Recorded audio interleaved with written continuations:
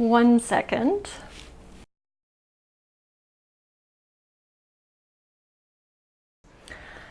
All right, that's better. I'm Alita, your writing coach at Word Essential, and today I had to put my hair back because your 60-second writing tip is all about fight scenes.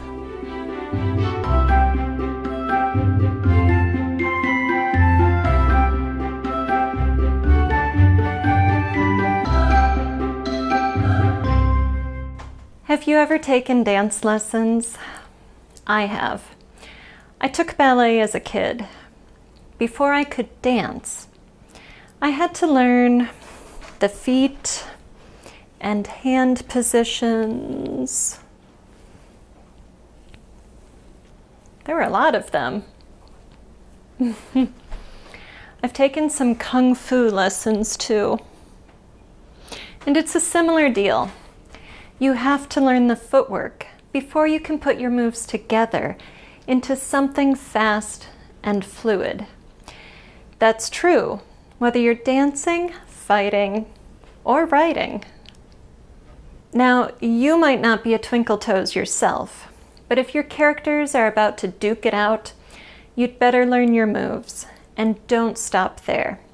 You have to put them together in a way that not only conveys movement, but also rising tension. Even though everyone knows a good fight scene when you see one, writing it on the page is a whole other matter. You've got to go slow motion on the action in order to provide clarity of movement. And you have to balance that slow motion with the heart-pounding rise in dramatic tension. That's easier to do in the movies. The actors actually fight, well, stage fight.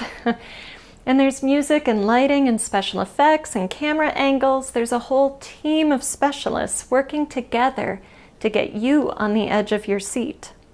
As writers, we need to create the same effect, but we have about 1/10 of the tools at our disposal. In fact, we have one tool: our words. The problem I see over and over is that writers get the steps down, but they don't turn it into a dance. What they get onto the page is the choreography, not the dance, or in this case, the fight. For clarity, you're going to need to slow down the motion, which means you'll need a lot of words to effectively show something that takes place especially fast in your character's life. You will need to be explicit about bodies moving through space and connecting with each other. But you're going to find yourself doing a balancing act. On the one hand, being explicit enough that the reader can track the movement without confusion. On the other hand, maintaining the voice and pace of the story. To make it even more challenging, you also need to increase the stakes and tension during the fight scene in order to affect the reader. In other words, clarity and voice aren't enough. You want your reader to get that edge of his seat, sweaty palms, heart palpitation feeling, just like he would in a movie theater. If that sounds daunting, it is. Fight scenes are especially difficult to write because of this balancing act. When your characters resort to fisticuffs, sort out the choreography first. There's no way around it. And when you aren't sure if something is physically possible or even plausible, act it out yourself.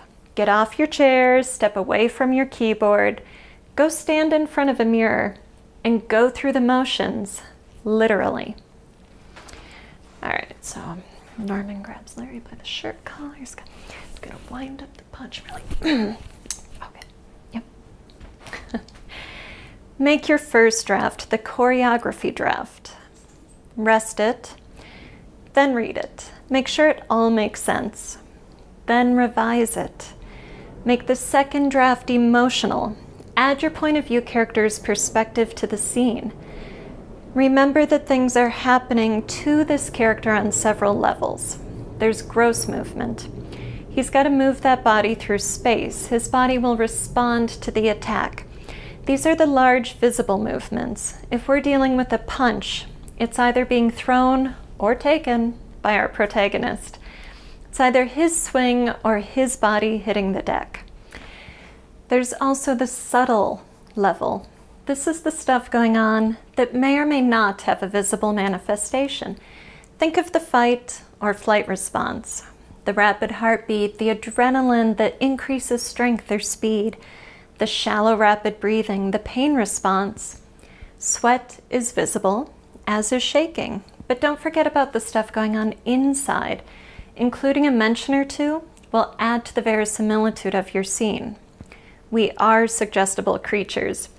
If you tell me our hero's heart is pounding, my heart might just start pounding as well, heightening my experience of the fight. There's also the intellectual level. Your hero is processing the situation rapidly and making choices like duck, jump, swing. He's anticipating his opponent's moves as he plans his own.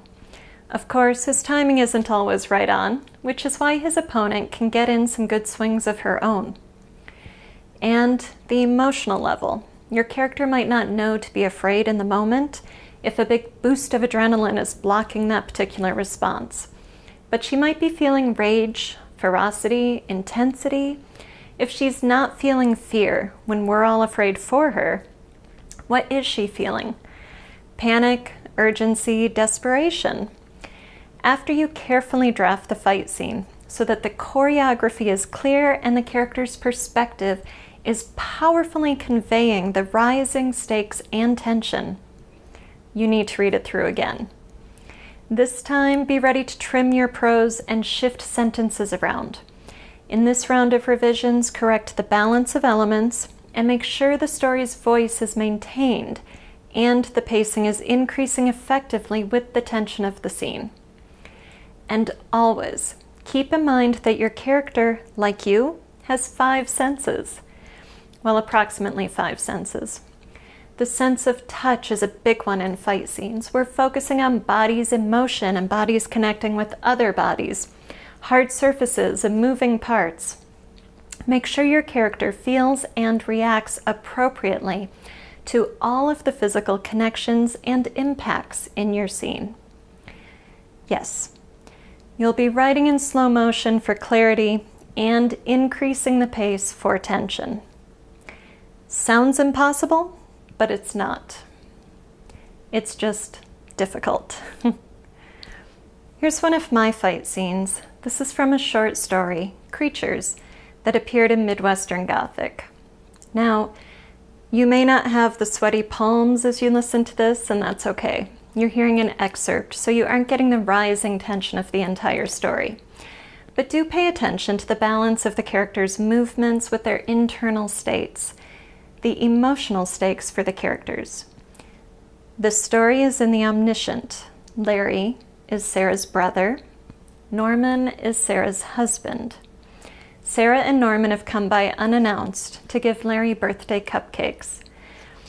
Larry's making a collage that Norman finds objectionable.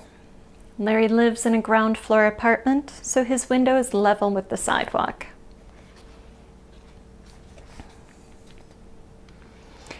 When Larry turns around, his sister and brother-in-law have stepped inside the door. They are staring at him. Her mouth is open. Norman's face is turning red as he balls his broad hands at his side. Sarah's lip quivers. "What is this?" He stutters. "It's art." Larry steps closer to the table, puts his hands on his scrolls as though he is going to unroll it and show them, as though it can prove something. "I'm working on a collage." "A collage?" Norman says. He is shaking his head and unballs one hand to sweep it over his head and rub at the back of his neck. "This isn't art." "Norman." Sarah's voice is barely a whisper. She does not know what to do. She can imagine no excuses that would make this better. She hears her mother. "Family sticks together." She wants to scream. She wants to undo everything that has been done. She raises a trembling hand to her husband's chest without looking behind her. She does not have to see him to know where he is or what he is thinking. She knows, and it makes her stomach twist. "This isn't art," he says again. "You should go. Just go." But Norman steps around Sarah to the table, and he touches Larry's things. He picks up one of the creations, a combination of the torso of a girl in a bra and panties, with the legs in the thigh-highs and red loafers. The head he chose was from the section at the front of the catalog, a girl wearing an orange headband, her hair in pigtails. Norman stares at the creature for several seconds and then crushes it in his hand, his 3 fingers mutilating it. "Just go now," Larry shouts at them. He does not want them in his apartment. He does not want them looking at his art. Norman grabs the scroll off the table and pushes open the finished side, letting it drop onto the floor and roll across the kitchen toward the stove. "What the hell?" he cries. Sarah is standing on the other side of the kitchen table, across from Larry. She is holding the cupcake so the plate is cradled to her chest, and she is sobbing. Larry grabs the scroll off the dirty floor, sorry that he has not swept in so long, and begins rolling it up. Norman snatches up the other end and rips. He rips the paper everywhere he can get his hands on it, tugging it out of Larry's arms, drawing it off the roll he's trying to protect. Larry yells, "Stop it! Stop it! Stop it!" And Norman does. He stops tearing the paper and reaches for Larry. He shoves the scroll out of his arms and yanks Larry toward him by the collar. "I swear to God, if I ever hear of you hurting any kids, I'll kill you myself." Sarah wails. It is shrill and unexpected, and she does not know herself if she is shocked by her husband's threat to violence or by the relief that comes with his pronouncement. Norman shakes Larry, and his head rocks on his shoulders. "Don't come to work. Ever. You got me? Don't ever come to work again, you freak." He shoves Larry, releasing him so that he slams into his refrigerator, and the contents inside clink and rattle. As Norman turns to leave, he picks up the scroll and tucks it under his arm.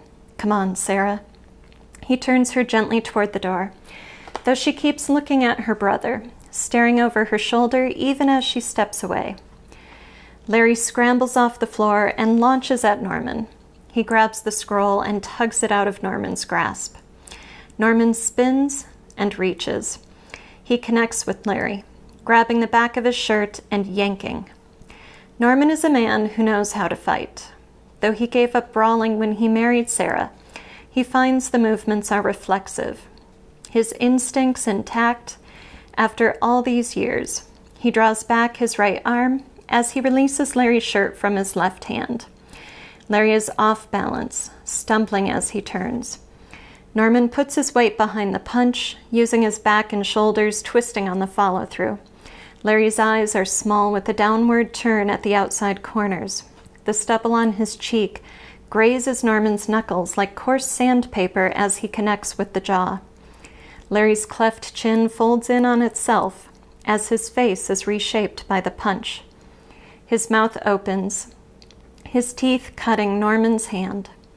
One of them is knocked loose. When he lands on his back, the wind and a small yellow tooth are knocked out of him. Norman draws his arm back for a second go, but Sarah steps in front of him, her face terrified. He can barely see her, even though she is right there, begging him. He feels like the blood is draining from his head, and he hears her, feels her touch his arm. He looks at Larry lying on the floor, his paper clutched to him, and he knows if he doesn't go with Sarah right now, he will do something bad. He lets her lead him through the door and up the concrete steps to the sidewalk. "There's nothing wrong with my art," Larry yells after them. The plate of cupcakes crashes against Larry's window with a flash of silver foil. Larry sees his sister's shoes briefly, suede mules, and then they hurry away. All right, let's distill this baby down into your 60-second writing tip. First, every fight scene begins with choreography, You need to know how every body in the scene is going to move through space and time, how those bodies will connect with each other, and the setting. If your guy hits the floor is part of the setting. If there's a construction crane or a swimming pool in the scene, get them involved in the fight. You may remember a refrigerator in this scene. Second, you need to revise the scene for choreography, your point of view character's perspective, which includes bodily motion, nervous system responses, mental and emotional processes. Then you need to revise for voice and pacing. Make certain your choreography is clear, but not causing drag. Fight scenes are hard to write, but if you do it well, you'll get your reader engaged at the physiological level. That's the edge of the seat, nail-biting, heart-pounding level. And if you do that, you'll have a kick-ass fight scene. I'm Alita, your writing coach at Word Essential. Have a great writing day.